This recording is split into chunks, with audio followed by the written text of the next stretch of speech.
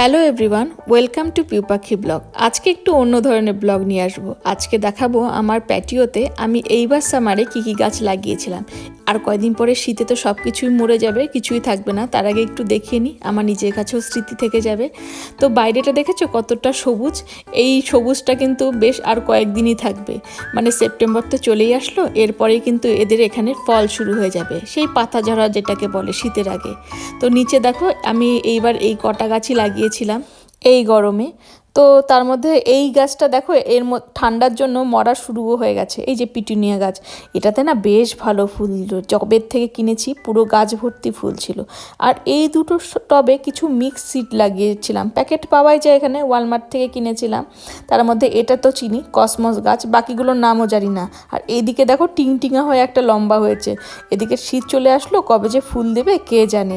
তো যাই হোক, এটা তো এই অবস্থায় আছে। আর নিচে কিছু নাম না জানা গাছ আছে, যেমন এটাও আমি ক্লিয়ারেন্সে কিনেছিলাম। গাছ ভর্তি ফুল, কতবার যে তুলেছি পূজার জন্য, তারপরে আবার ফুলে ভরে যায়। এটা তো জানো রোজমেরি গাছ। তারপরে এখানে কয়েকটা ইনডোর প্ল্যান্ট আছে, এগুলো সবগুলোই ভেতরে ঢোকাতে হবে, শীতকালে কিছুই বাইরে রাখা যাবে না। তার মধ্যে পেয়েছিলাম নয়নতারা, সেই ফালা কাটার কথা মনে পড়ে গেল। আমাদের বাড়িতে না বাড়ি ভর্তি নয়নতারা থাকে। আর এটা দুটো এই তুলসী গাছ কিনেছিলাম ইন্ডিয়ান দোকান থেকে। দুটো কিনেছিলাম ঠিকই, $2 করে এক একটা নিয়েছিল। তার মধ্যে একটা পুজো দিই আর একটা বাইরে রেখেছি। এটাতে দেখো মঞ্জুরিও চলে আসছে, দেখি যদি বীজ রাখা যায় রাখবো। আর এখানে দুটো হলুদ গাছগুলোটা দেখেছো, এটাও বেশ কিন্তু ফুল ভরেই ছিল পুরো। আর জারবেরা গাছটাতে 4টা ফুল দিয়ে আর আসলোই না, বুঝতেই পারলাম না কেন। এটাকে রাখবো কিনা তুলবো সেটাও বুঝতে পারছি না এখনো। আর এদিকে বাইরে দেখো এক ঝাঁক গিস চলে এসেছে এই পুকুরের ধারে, সারাদিন এখানে থাকবে, আরও আসবে কিন্তু।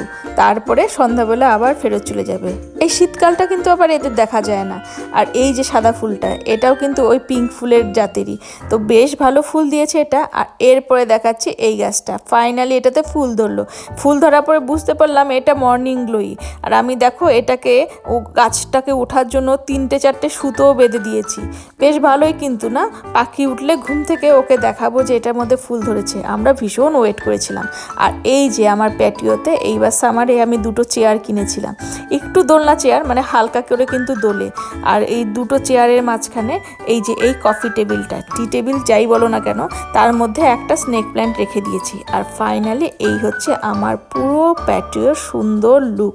তা তোমাদের কেমন লাগলো তোমরা কিন্তু জানিও। আজকের মতো এইটুকুই।